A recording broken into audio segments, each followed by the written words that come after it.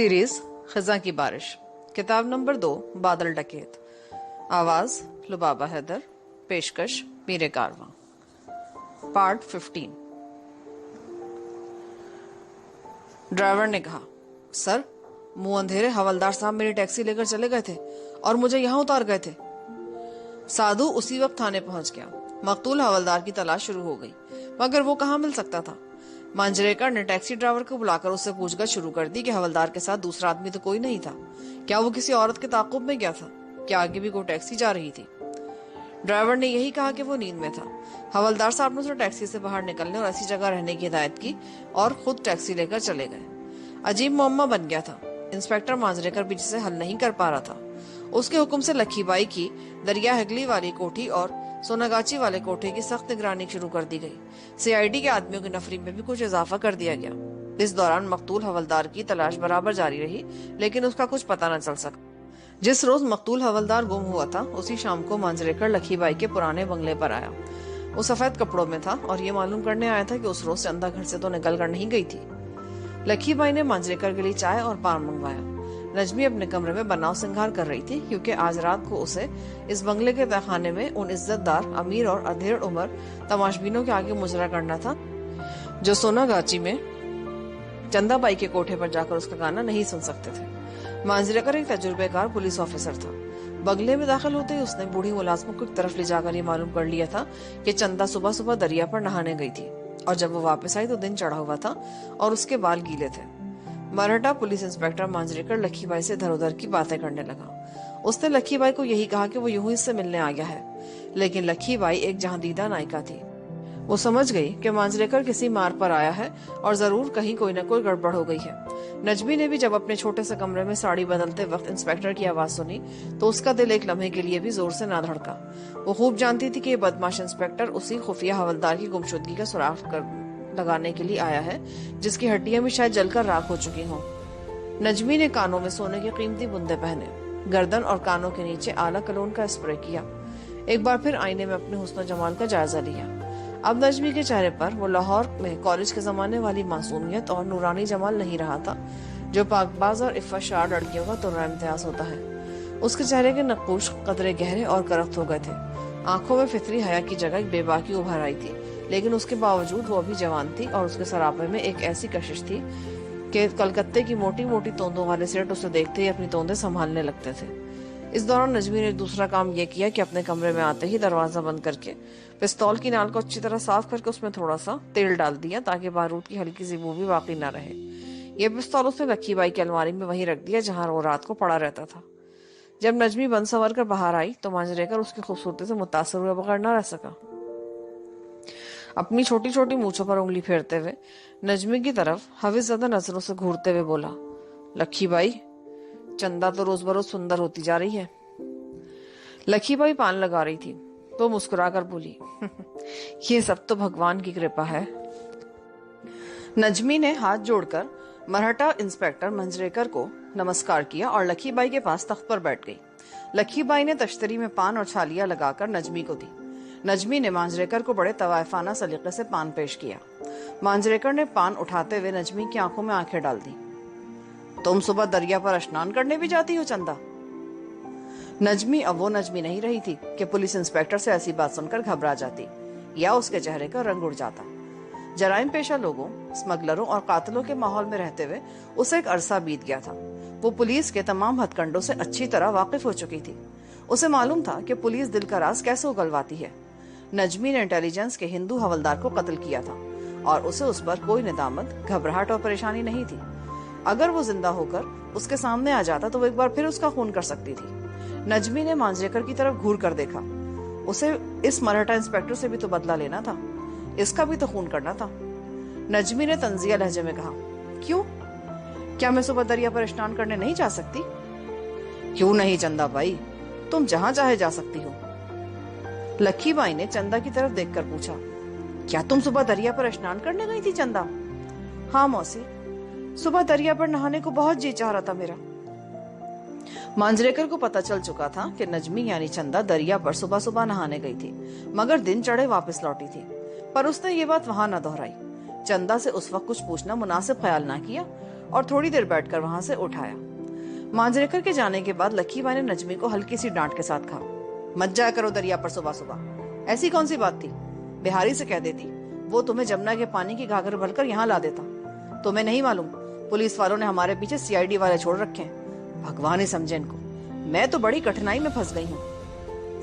نجمی نے دل میں کہا کہ لکھی بائی ابھی تم پر کٹھنائی آئی ہی نہیں ہے، ابھی سے کیوں گھبرا رہی ہو؟ بہاری نے آ کر بتایا کہ سیٹھ کی گاڑی باہر آ گئی ہے۔ لکھی بائی نے چندا کو مجرے والے کمرے میں چل کر بیٹھنے کو کہا اور خود کلکتے کے مشہور جوہری کے سواگت کے لیے باہر کی طرف بڑھی۔ انٹیلیجنس کے حوالدار کی ٹیکسی سمیت گم ہو جانا کوئی معمولی بات نہیں تھی۔ کلکتے کی ساری پولیس حرکت میں آ گئی تھی۔ مضافات کے سارے ویران علاقوں کو چھانا پھٹکا جا رہا تھا۔ امجدیہ ہوٹل والا سیٹھ جبار بھی ندیم کو شہر کے ایک مضافاتی ویران علاقے میں چھپانے کے بعد غافل نہیں بیٹھا تھا۔ اس نے اپنے خاص آدمی علاقے میں چھوڑ رکھے تھے۔ جبار سیٹھ نے اپنی اولاد کے جوان ہونے کے بعد اگرچہ منشیات کا دھندا ترک کر دیا تھا، لیکن اس کا ان لوگوں سے ابھی تک رابطہ تھا جو پولیس کے مخبر تھے۔ ان مخبروں نے جبار سیٹھ کو خبر دی کہ کلکتہ انٹیلیجنس کا ایک حوالدار ٹیکسی سمیت غائب ہو گیا ہے۔ وہ ڈیوٹی پر تھا اور پولیس کو شبہ ہے کہ اسے قتل کر دیا گیا ہے۔ چنانچہ پولیس سفید کپڑوں میں شہر کے اندر اور باہر ویران علاقوں میں اپنے آدمی کو سرگرمی سے تلاش کر رہی ہے۔ جبار سیٹھ چوکس ہو گیا۔ اس نے اپنے دلی والے جگری یار احمد خان کی یاری نبھانے کے لیے ایسے مفرور قیدی ندیم کو اپنے ہاں پناہ دی تھی جس پر پاکستان کے جاسوس ہونے کا سنگین الزام تھا۔ اگر ندیم کو پولیس مضافاتی جنگل والے کوارٹر سے برآمد کر لیتی تو جبار سیٹھ اس کے نتائج کی سنگینی سے اچھی طرح باخبر تھا۔ سوال ہی پیدا نہیں ہوتا تھا کہ پولیس اس نتیجے پر نہ پہنچے کہ پاکستانی جاسوس اور مفرور قیدی کو وہاں سیٹھ جبار نے چھپایا تھا۔ سیٹھ جبار نے اسی وقت ندیم کو کسی دوسری جگہ پہنچانے کا فیصلہ کر لیا۔ یہ اسی دن کی بات ہے جس دن صبح صبح نجمی ندیم سے جنگل میں مل کر آئی تھی۔ دھوپ ڈھل چکی تھی۔ کلکتے کے بازاروں میں دفتروں سے واپسی کے باعث ٹریفک زوروں پر تھی۔ سیٹھ جبار نے اپنے اسی رازدار ڈرائیور کو بلایا جو ندیم کو جنگل والے کوارٹر میں چھوڑ کر آیا تھا۔ اسے کچھ باتیں سمجھائی اور جنگل کی طرف روانہ کر دیا۔ ڈرائیور ادھیڑ عمر مگر گٹھے ہوئے جسم کا بہاری مسلمان تھا اور ایک عرصے سے سیٹھ جبار کی خدمت کر رہا تھا۔ وہ جیپ لے کر فوراً جنگل کی طرف چل پڑا۔ جنگل کے درختوں میں شام ہو رہی تھی۔ سائے اندھیروں میں ڈھلنے لگے تھے۔ درختوں پر پرندوں کا شور گونج رہا تھا۔ ندیم تھرمس میں سے گلاس میں چائے انڈیل کر کوارٹر کے اندر نیم کھڑکی کے پاس بیٹھا۔ رات کے بڑھتے ہوئے اندھیروں میں آہستہ آہستہ گم ہوتے درختوں کو دیکھتے ہوئے چائے پی رہا تھا کہ اسے جیپ کی آواز سنائی دی۔ پھر اسے کچے راستے پر جیپ کوارٹر کی طرف آتی نظر آئی۔ وہ حیران ہوا کہ اس وقت سیٹھ کیسے آ گیا؟ اسے تو صبح آنا تھا۔ ضرور کوئی گڑبڑ ہو گئی ہے۔ ندیم نے چائے کا گلاس ایک طرف رکھ کر کھڑکی بند کر دی اور کمانی دار چاقو کھول کر اپنے ہاتھ میں لے لیا جو سیٹھ اسے اپنی حفاظت کے لیے دے کر گیا تھا۔ یہ جیپ پولیس کی بھی ہو سکتی تھی۔ ندیم دروازے کا پٹ ذرا سا کھول کر باہر دیکھ رہا تھا۔ جیپ ناریل کے درختوں میں آ کر رک گئی۔ اس کی ہیڈ لائٹس بجھی ہوئی تھی۔ یہ سیٹھ جبار ہی کی جیپ تھی۔ جب اس میں سے سیٹھ جبار کا ملازم ڈرائیور نکلا تو ندیم نے چاقو بند کر کے اپنی جیب میں ڈال لیا۔ ڈرائیور لمبے لمبے ڈگ بھرتا سیدھا کوارٹر کے دروازے پر آ گیا۔ ندیم نے دروازہ کھولا۔ ڈرائیور نے اندر آ کے دروازہ بند کیا اور بولا، بابو سیٹھ نے بولا ہے تمہیں یہاں سے بھی دوسری جگہ جانا ہوگا۔ ندیم حوالدار کے قتل سے باخبر تھا۔ اس کی لاش کو ٹیکسی سمیت خود اس نے نظر آتش کیا تھا۔ ڈرائیور نے جلدی جلدی اسے صرف اتنا بتایا کہ اس علاقے میں پولیس کے چھاپے کا خطرہ ہے۔ سیٹھ نے مجھے یہاں سے تمہیں دوسری جگہ لے جانے کے لیے بھیجا ہے۔ ندیم فوراً تیار ہو گیا۔ ویسے بھی خفیہ پولیس والے کے قتل کے بعد اب یہ جگہ محفوظ نہیں رہی تھی۔ ڈرائیور نے جلدی جلدی کھانے کے برتن کپڑے میں باندھے، تھرمس، گلاس اور دوسری چیزیں اٹھا کر جیپ میں رکھی۔ چارپائی پر بچھا ہوا بستر بھی اٹھا لیا۔ فرش پر گرے ہوئے سگریٹ کے ٹکڑے بھی صاف کر دیے۔ کوارٹر کے دروازے کو تالا لگایا اور ندیم کو جیپ میں بٹھا کر واپس روانہ ہو گیا۔ سمجھدار ڈرائیور نے ندیم کو بند جیپ کے اندر بٹھایا تھا۔ جیپ جنگل سے نکل کر ایک کشادہ سڑک پر آ کر مغرب کی طرف دوڑنے لگی۔ ندیم نے کینوس کا پردہ ذرا سا ہٹا کر باہر دیکھا۔ دور کلکتہ شہر کی روشنیوں کے جھرمٹ نظر آ رہے تھے۔ جیپ شہر کی طرف جا رہی تھی۔ جیپ مختلف سڑکوں پر سے ہوتی ہوئی اب شہر میں داخل ہو گئی تھی۔ رات ہو چکی تھی۔ کلکتہ شہر روشنیوں میں جگمگا رہا تھا۔ ندیم جیپ کے اندر سیٹ پر خاموش بیٹھا اپنے مستقبل اور ماضی کے بارے میں سوچ رہا تھا۔ کبھی کبھی اسے گمان ہونے لگتا کہ اب وہ کبھی بھی نجمی کو ساتھ واپس لے کر لاہور نہیں جا سکے گا۔ جیپ ایک بار پھر شہر کے گنجان علاقے سے نکل کر نسبتاً غیر آباد علاقے میں داخل ہو گئی۔ ندیم نے کینوس کا پردہ ہٹا کر باہر دیکھا۔ एक मैदान बाएं जानिब था जिसके किनारे किनारे खंभों पर ट्यूबलाइट्स रोशन थी। जीप एक ढलान उतरकर दाएं जानिब घूम गई।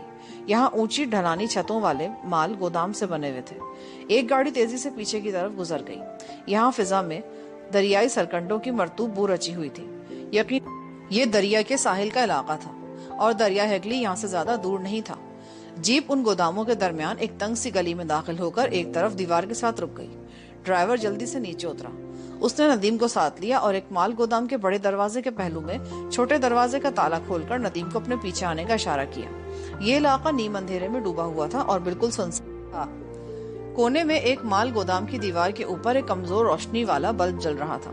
ड्राइवर ने अंदर आकर जेब से मोमबत्ती निकालकर जलाई और उसे खाली खोखे के ऊपर लगा दिया। नदीम ने देखा कि एक छोटा सा कमरा था जिसके कोने में खाली खोखों का ढेर लगा पड़ा था। दीवार के साथ बांस की एक खाली चारपाई पड़ी थी जिस पर दरी लपेटकर एक तरफ रख दी गई थी। नदीम चारपाई पर बैठ गया तो ड्राइवर ने एक छोटा सा दरवाजा खोलकर कहा, यह संडास है, और दरवाजा बंद कर दिया। ड्राइवर ने मोमबत्तियों का पैकेट और माचिस नदीम के सामने खोखे पर रखी। रात के वक्त सेठ खुदा कर तुम्हें सब कुछ समझा देंगे। तुम अंदर किसी किस्म की आवाज पैदा मत करना। मैं बाहर से ताला लगा कर जा रहा हूँ। फिक्र ना करो, मोमबत्ती की रोशनी बाहर नहीं जाएगी। वैसे तुम मोमबत्ती को जलाकर संडास का दरवाजा थोड़ा सा खोल दो तो ज्यादा अच्छा होगा। इतना कहकर ड्राइवर तेजी से बाहर निकल गया। दरवाजा बंद कर दिया गया। फिर नदीम को बाहर ताला लगाने की आवाज सुनाई दी। उसके बाद जीप स्टार्ट हुई और उसकी आवाज कुछ दूर जाकर खत्म हो गई। नदीम को महसूस होने लगा कि अब शायद उसकी सारी जिंदगी मफरूर हालत में ही गुजरेगी और वो कभी आजाद फिजा में अपनी मर्जी के मुताबिक नहीं रह सकेगा। ड्राइवर के जाने के बाद नदीम ने उसकी हिदायत पर अमल करते हुए मोमबत्ती खोखे पर से उठाकर बाथरूम का दरवाजा जरा सा खोला और उसके अंदर पड़ी ईंट पर मोमबत्ती रख दी। अब मोमबत्ती की रोशनी बराह रास्त कमरे में नहीं पड़ रही थी। ये कमरा नहीं बल्कि एक डब्बा सा बना हुआ था जिसमें सिर्फ एक ही हवादान था जो छत के करीब दीवार में बना था। हब्स के मारे नदीम को पसीने आने लगे मगर वो अंदर बैठे रहने पर मजबूर था। खुदा जाने रात कितनी गुजर गई थी कि किसी के कदमों की चाप गोदाम के दरवाजे की तरफ बढ़ी। नदीम चारपाई पर बैठा अखबार के एक पुराने सफे से अपने आप को पंखा झल रहा था। उसका हाथ रुक गया। बाहर से किसी ने ताला खोला। नदीम उठकर बाथरूम की तरफ हो गया। दरवाजा आहिस्ता से खुला। वो जब्बार सेठ था। उसके हाथ में प्लास्टिक का थैला था। अंदर आते उसने दरवाजा बंद कर दिया। थैला चारपाई के पास रखा और बोला, तुम्हें यहाँ तकलीफ तो जरूर होगी मगर मैं इसका भी इंतजाम कर दूंगा। कल तुम्हें एक छोटा टेबल फैन भी पहुंचा दूंगा। यहाँ बिजली तो है मगर बल्ब टूटा हुआ है। बल्ब तुम्हें जलाना भी नहीं चाहिए। लो खाना खा लो, मैं चाय भी लाया हूँ। जब्बार सेठ ने खाना निकालकर नदीम के आगे रखा और उसे बताया कि खुदा जाने पुलिस वालों का खुफिया हवलदार कहाँ गायब हो गया है कि पुलिस उसकी तलाश में जगह जगह छापे मार रही है। मैंने तुम्हें इसीलिए यहाँ पहुंचा दिया है। पुलिस उस जंगल में भी पहुंच गई थी। सुना है कि वहाँ किसी जगह उन्हें टैक्सी का जला हुआ ढांचा मिला है जिसमें किसी इंसान की हड्डियां भी पाई गई हैं। इस बारे में तुम्हें तो कुछ नहीं मालूम? नदीम ने नफी में सर हिलाते हुए कहा, मुझे कुछ नहीं मालूम सेठ साहब। मैं तो उस रोज क्वार्टर में बंद था। किसी ने दुश्मनी में आकर उस आदमी को टैक्सी में कत्ल करके आग लगा दी होगी। सेठ कहने लगा, उस बदबख्त को भी उसी जगह कत्ल करना था। वो सारा इलाका पुलिस की तफ्तीश में आ गया है। खैर ये जगह बहुत महफूज है। पंखे का इंतजाम भी हो जाएगा। नदीम ने पेट भरकर खाना खाया। भूख से उसका बुरा हाल होने लगा था। चाय ग्लास में डालकर उसने सिगरेट सुलगाया। अब उसे याद आया कि नजमी ने जाते हुए उसे कहा था कि वो अगली रात उससे मिलने आएगी। ये इंतहाई खतरनाक बात थी। नदीम किसी तरह जब्बार सेठ के वास्ते से नजमी तक ये पैगाम पहुंचाना चाहता था कि वो उससे मिलने के लिए जंगल का रुख ना करे। वो सेठ को ये बताना भी नहीं चाहता था कि नजमी उससे मिलने आई थी और रात को दोबारा आने का वादा कर गई है। काफी सोच विचार के बाद नदीम ने बातों बातों में जब्बार सेठ से कहा, सेठ जी चंदा के साल में क्या आप इस दौरान उससे मिले थे? जब्बार सेठ क्रियॉन ए सिगरेट का कश लगाकर बोला, चंदा तो सोनागाची में रहती है और मैंने वहां जाना अब छोड़ दिया है। तुम्हारी खैरियत की इत्तला उसे पहुंचा दी गई थी। कोई और पैगाम देना हो तो वो भी बता दो। नदीम ने फौरन कहा, सेठ जी मुझे डर है कहीं वो मेरी तलाश में घर से ना निकल पड़े। बस उसे मना करवा दीजिएगा। सरहद पर हालात मामूल पर आ जाएं तो मैं खुद उसे इत्तला करवा दूंगा। बरखुरदार, तुम्हें अपनी चंदा के बारे में कुछ ज्यादा ही गलतफहमी है। ठीक है वो कभी तुम्हारी माशूका रही होगी मगर अब तो वो सोनागाची की सबसे खूबसूरत और दौलतमंद तवाइफ है। मेरा नहीं ख्याल कि वो इतनी दौलत, शोहरत और गहमा गहमी की जिंदगी छोड़कर तुम्हारे साथ यहाँ से भागने पर तैयार हो जाएगी। वैसे मैं तुम्हारा पैगाम उस तक पहुंचा दूंगा। नदीम ने सेठ की बात का कोई जवाब नहीं दिया। وہ اسے کیسے بتاتا کہ نجمی یعنی چندا ان خطرناک حالات میں بھی جان کی بازی لگا کر اس سے ملنے جنگل والے کوارٹر میں آ گئی تھی، اور صرف اپنے محبوب کی جان بچانے کے لیے اس نے CID والے ہندو حوالدار کا خون بھی کر دیا تھا۔ ندیم نے جبار سیٹھ سے صرف اتنی گزارش کی کہ وہ اسے دیکھنے والا وقت دیکھنے کے لیے کوئی چھوٹا سا ٹائم پیس ضرور لا دے تاکہ اسے پتہ چل سکے کہ رات یا دن کا کیا وجہ ہے۔ جبار سیٹھ نے کہا، میں کل خود دن کے وقت آؤں گا، اب میں چلتا ہوں، آج کی رات جس طرح بھی ہو سکے گزار لو۔ سیٹھ باہر سے تالا لگا کر چلا گیا۔ باتھ روم میں ایک ٹوٹا ہوا شیشہ دیوار کے ساتھ لگا تھا، ایک پرانی قینچی بھی وہاں پڑی تھی۔ ندیم نے موم بتی کی روشنی میں اپنا چہرہ دیکھا۔ اس کی داڑھی، مونچھ اور سر کے بال کافی بڑھ گئے تھے۔ یہ بڑی اچھی بات تھی، اب وہ آسانی سے پہچانا نہیں جا سکتا تھا۔ ندیم نے قینچی سے اپنی مونچھوں کو ہونٹوں کے اوپر تراش ڈالا، پھر چارپائی پر آ کر لیٹ گیا۔ اب مچھروں نے یلغار کر دی۔ اس نے پتلی سی چادر اوپر کر لی، مگر اس میں گرمی لگنے لگی۔ بڑی مشکل سے پہلو بدلتے مچھروں سے جنگ کرتے، کبھی جاگتے کبھی سوتے اس نے رات گزار دی۔ چھت والے چھوٹے سے روشن دان میں سے دن کی گلابی روشنی اندر آنے لگی۔ اس کے اندازے کے مطابق کوئی 2-2.5 گھنٹے بعد اسے ایک بار پھر باہر کسی کے قدموں کی آواز سنائی دی۔ تالا کھلا اور جبار سیٹھ کی جگہ اس کا ڈرائیور کھانا اور چائے لے کر اندر داخل ہوا۔ ایک چھوٹا ٹیبل فین بھی اس نے اٹھا رکھا تھا۔ دروازہ فوراً بند کر کے اس نے ٹیبل فین اینٹوں کے اوپر رکھ کر دیوار میں اس کا پلگ لگا دیا۔ ٹیبل فین چلنے لگا۔ ٹھنڈی ہوا ندیم کو لگی تو اسے جیسے ہوش آ گیا۔ ڈرائیور نے تھیلے میں سے کالے رنگ کا چھوٹا سا ٹائم پیس بھی نکال کر ندیم کو دے دیا۔ اس وقت دن کے 9:30 بج رہے تھے۔ سیٹھ جی نے کہلا بھیجا کہ فکر کی کوئی بات نہیں، وہ کل آئیں گے، میں جاتا ہوں۔ ڈرائیور نے تازہ کھانے کا لفافہ وہاں رکھ دیا اور رات والے خالی برتن تھیلے میں ڈال کر جس طرح آیا تھا اسی طرح چلا گیا، اور جاتے ہوئے پھر تالا لگا گیا۔